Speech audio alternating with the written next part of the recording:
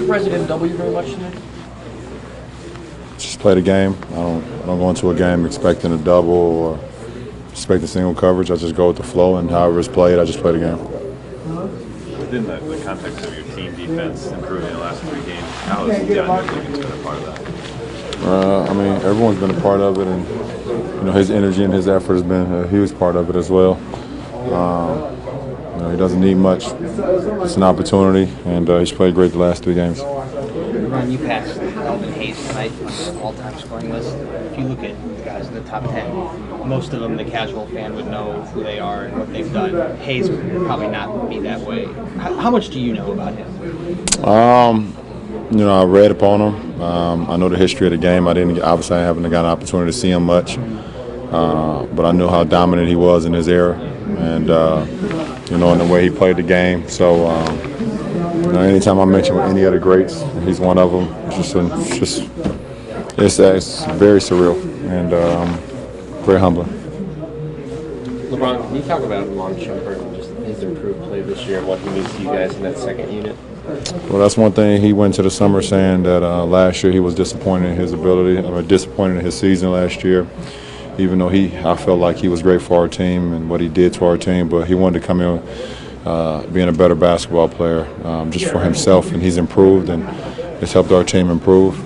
Defensively, he's a big part of the defensive strategy that we put out on the floor every night, and then his ability to shoot the ball right now and also attack to the rim.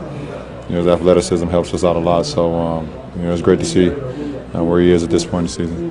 With Udonis gone tonight, is anyone left over there that you played with? Do you still have any ties with them? Does it still feel like a former team for you? It does feel like a former team, but there's not many ties left besides the coaches. 17 Juwan Howard and Coach Spo and some of the other guys over there. Some of the scouts and assistant coaches at that point in time. But like you said, with IUD here, it's none of the players that I play with, so it doesn't have that feeling. When you go out there, and but it hasn't been like that for a little while for me, anyways. Do you know about tomorrow for you yet? What do you mean? Second night back-to-back. I have no idea. I haven't talked to Coach. I'll probably talk to him later on tonight and go from there. But I mean, as far as health-wise, I'm able to go. But Coach and training staff have some type of program about me that I don't know, so I'm gonna go with whatever they say. How do you feel about Kevin Love this season? He's a Kevin Love of old, and that's everything we expected out of him. That's what we want out of him. But there's no added pressure for him. He's going on, just playing this game right now. He's shooting the ball extremely well. He's rebounding at a high clip, and he's at a point where he's just comfortable with everything. And it's great to have him. Did you see signs, maybe this offseason, maybe in preseason, that Kevin was ready to take that next step in terms of production? I just think every year you get more and more comfortable with the system. You get more and more comfortable with the play, and then we all get more and more comfortable with our role. And it all started from the beginning when with Kyrie and Kev just feeling like they wanted to be much better. They wanted to bring in a little bit more to the team. Not just scoring, but more just leadership. And they've both done that. They've been playing probably the best basketball of their careers thus far. Changed in your defense during this 3-game winning streak? I just think that we're just paying attention to details, and our effort is there.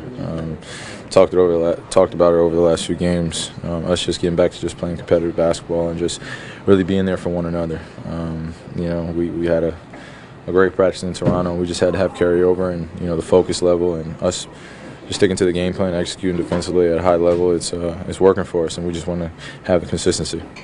Anyone, I guess, in your position of your career would want to be progressing this way, to be playing the best basketball each year progressively, but LeBron just said that he thinks both you and Kevin are playing the best basketball of your career. Can you feel that, or do you think there's any truth to that?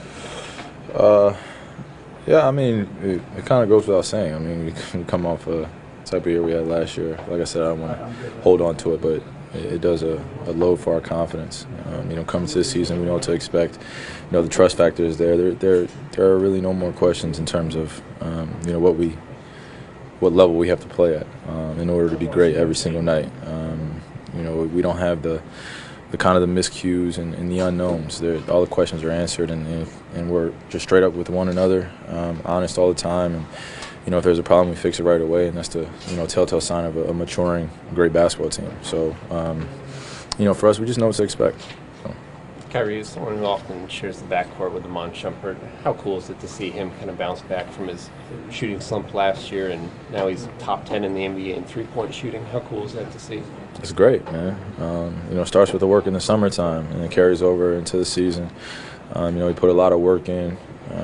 Just really trusting his shot and knowing the spots he's going to be getting his shots. His understanding of the game is just at all-time high, and he understood coming into the season where shots were coming from, and he needed to be ready to knock them down, which he's doing at a high clip this year. So. LeBron passed Elvin Hayes on the all-time scoring list tonight. Yep. And he's way before your time, even before my time. But what do you know about Hayes' game or Hayes' career? I don't know much, man. I know he scored a lot of points, though. 27,000, that's still 27,000 points. That's a lot of points. So he scored a lot of points, man. So. Do you think LeBron is past, where you try to say, well, he's like this player? Do you think LeBron is his own player that, decades from now people say, oh, that guy's like LeBron? What do you mean? We in this sport we like to try to compare current guys to the guys in the past. Like he's like Kobe, he's like this guy, that guy. Yeah. Is LeBron, has he played himself out of that where you try to compare him to someone else? Where that title and comparison happened, that's on you guys, man. Outside the game, that's not around guys every single day in practice, watching them and knowing the ins and outs. They have their own identities. Obviously, you take things that guys have done before you, and you try to create your own journey, and you try to create your own path. I think he's done the same and followed in the footsteps of greats before him. I've never tried to compare Bron or any of the greats before to any one person. Obviously, they have some similarities, but they all have come from different places, and they've established themselves in the league, the best league in the world, of being the best. And, for me, it's just about respecting greatness at an all-time high, man, and just realizing the impact that they've had on the game. And Bron's just been doing that for so many years now. You try to put him in a box, and you can't. It's impossible. So he has his own identity, and he's an individual. And we all respect how great he is as a player and as a person. So. Yeah. I know it came close to tip off, but did you have a chance to reflect when you got your Team USA ring? Oh yeah, it was a tremendous honor. Tremendous honor. Can't forget the journey of thinking about how long it's taken to even get a gold medal and let alone a USA ring. Starting on the select team, starting with the banter with Kobe, and then getting asked to come back every single year to prepare for USA basketball. I was talking to RJ, and he said, "You're welcome." And I asked him why. He said, he's the pioneer that kind of steamrolled us of getting the best players in the world and us expecting to win the USA. He was part of those years that we all look back on. And for me to even join USA, I started with Coach K and guys that have come before me. And, it's just nothing but respect. So, I thank RJ, by the way, for kind of going through those down USA years. But now we're back on top, and that's where we should be.